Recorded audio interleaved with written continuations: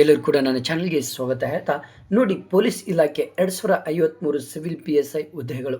ನೋಡಿ, ಈಗ ತಾನೇ ಜಸ್ಟ್ ಇನ್ನು ಸ್ವಲ್ಪ ದಿನದಲ್ಲೇ ಮುಂಬರುವಂತಹ ಪ್ರಮುಖ ನೇಮಕಾತಿಗಳ ಒಂದು ಸಂಪೂರ್ಣ ವಿವರವನ್ನು ಇಲ್ಲಿ ಕೊಡ್ತಾ ಇದ್ದೇನೆ. ಬನ್ನಿ, ಹಾಗಾದರೆ ಈಗಲೇ ನನ್ನ ಒಂದು ಚಾನಲನ್ನು ಸಬ್ಸ್ಕ್ರೈಬ್ ಮಾಡಿ. ನೋಡಿ, ಮೊಟ್ಟ ಮೊದಲು ವಿತಿನ್ 10 ಡೇಸಲ್ಲಿ ಪೊಲೀಸ್ ಇಲಾಖೆಯಲ್ಲಿ 253 ಸಿವಿಲ್ PSI ಹುದ್ದೆಗಳನ್ನು ಇಲ್ಲಿ ನೇಮಕ ಮಾಡ್ತಾ ಇದೆ.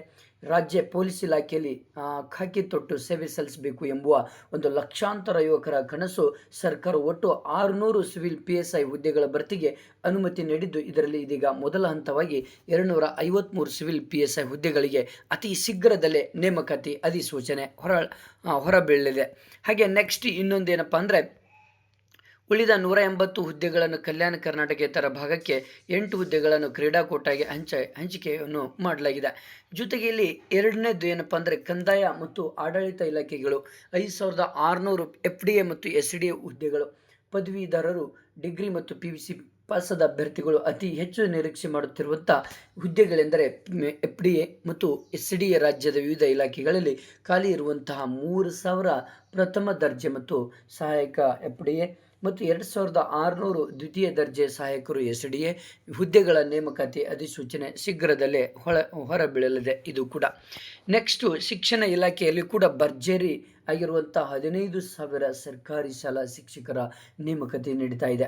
ರಾಜ್ಯದ ಸರ್ಕಾರಿ ಶಾಲೆಗಳಲ್ಲಿ ಗುಣಮಟ್ಟದ ಶಿಕ್ಷಣ ಒದಗಿಸುವಂತಹ ಉದ್ದೇಶದಿಂದ ಶಿಕ್ಷಕರ ಕೊರತೆ ನೀಗಿಸುವಂತಹ ನಿಟ್ಟಿನಲ್ಲಿ ಶಿಕ್ಷಣ ಇಲಾಖೆ ಬರೋಬ್ಬರಿ 15,000 ಸರ್ಕಾರಿ ಶಾಲಾ ಶಿಕ್ಷಕರ ಬೃಹತ್ ನೇಮಕಾತಿಗೆ ಸಿದ್ಧತೆ ನಡೀತಿದೆ. B.Ed ಮತ್ತು D.Ed ಜೊತೆಗೆ TET ಶಿಕ್ಷಕರ ಅರ್ಹತಾ ಪರೀಕ್ಷೆ ಉತ್ತೀರ್ಣರಾದ ಅಭ್ಯರ್ಥಿಗಳು ಮತ್ತು ಈ ಮಹತ್ವದ ಅಧಿಸೂಚನೆಗೆ ಎದುರು ನೋಡುತ್ತಿದ್ದು, ಶೀಘ್ರದಲ್ಲೇ ಅಧಿಕೃತ ಪ್ರಕಟ ಹೊರಬೀಳಲಿದೆ.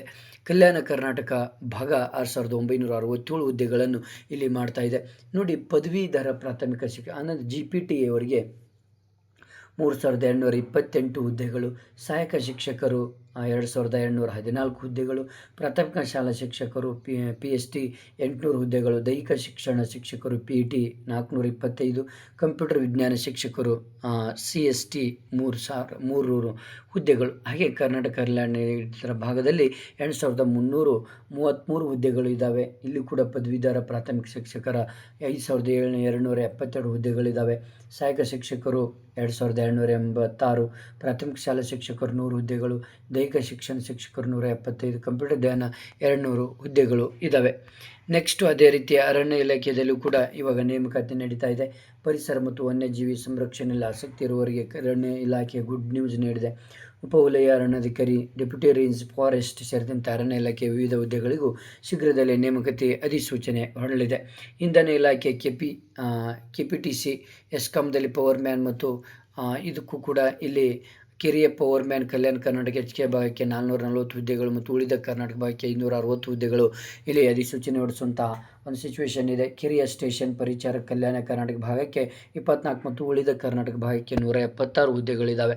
ಅಬಕಾರಿ ಇಲಾಖೆಯಲ್ಲೂ ಕೂಡ ಕಾನ್ಸ್ಟೇಬಲ್ ಹುದ್ದೆಗಳು ಇವಾಗ ಅಧಿಸೂಚನೆ ಹೊರಡಿಸುವಂತಹ ಒಂದು ಸಿಚುವೇಶನ್ ಇದೆ. ಅಬಕಾರಿ ಇಲಾಖೆಯಲ್ಲಿ ಬಹುದಿನಗಳಿಂದ ಬಾಕಿ ಇರುವಂತಹ ನೇಮಕಾತಿ ಮರುಚಾಲನೆ ಸಿಗಲಿದೆ. ಬರೋಬ್ಬರಿ 2265 ಅಬಕಾರಿ ಸಬ್ ಇನ್ಸ್ಪೆಕ್ಟರ್ ಮತ್ತು 942 ಅಬಕಾರಿ ಕಾನ್ಸ್ಟೇಬಲ್ ಹುದ್ದೆಗಳಿಗೆ ಶೀಘ್ರದಲ್ಲೇ ಅಧಿಸೂಚನೆ ಹೊರಡಲಿದೆ.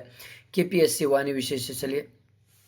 Okay, thank you friends. ನಿಮ್ಮ ಫ್ರೆಂಡ್ಸಿಗೆ ಶೇರ್ ಮಾಡಿ, ಹಾಗೆ ನನ್ನ ಚಾನಲ್ನ ಸಬ್ಸ್ಕ್ರೈಬ್ ಮಾಡಿ.